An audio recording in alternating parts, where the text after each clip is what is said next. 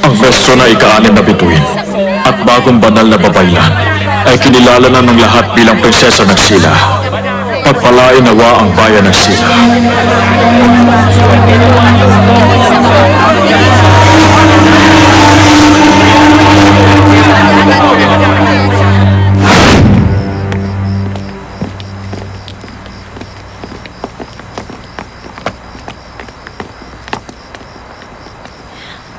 Sino pong kailangan nila?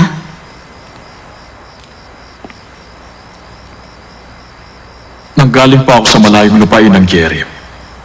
Narito ako para kay Kim Doro.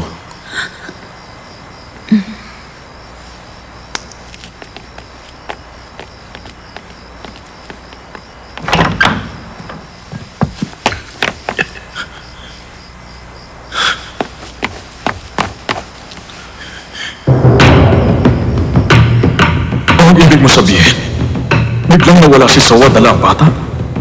Pero may usapan kami dito magkikita. Doon sa silid na tinutuloyan nila, may nakita akong sulat.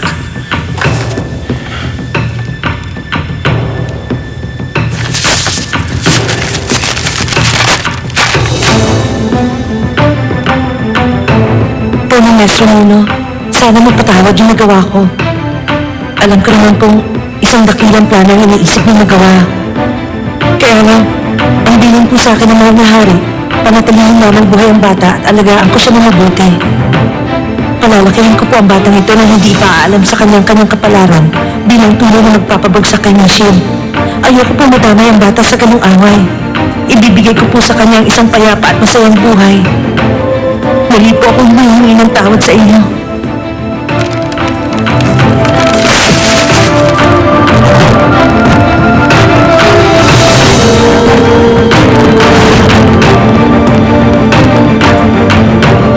Anong tunay na nangyari?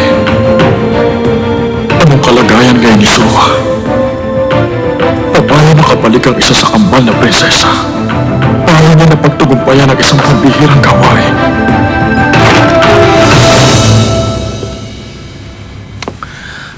Narito na ako, Maestro. Maupo ka.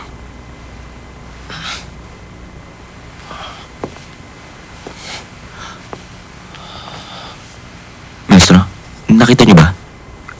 Yung nangyari eclipse. Nakita ko, Bida. Prinsesa na po ang isa sa kambal.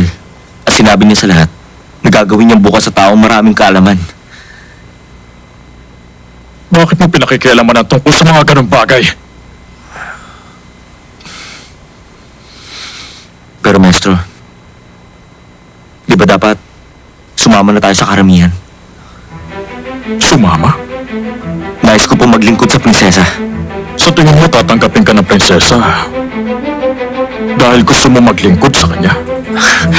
Maestro, naalala niyo yung mga dumating sa Yangtze? Yung nakalangdo ang isa sa prinsesa. Siya yung naligtas ko.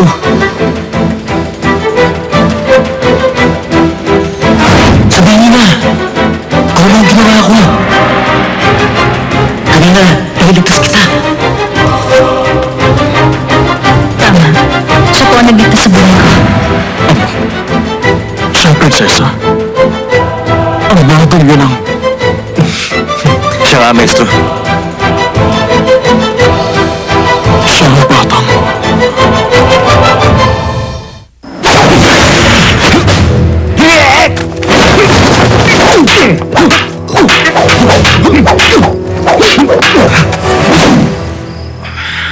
Tama ka. Kay Munong ganun pamamaraan. Katulad ninyo, ang paraan niya sa pagdedepensa. Patuloy ko siyang babantayan. Ang mga taga-kain nasa Aprian ngayon ang magiging hukbo natin.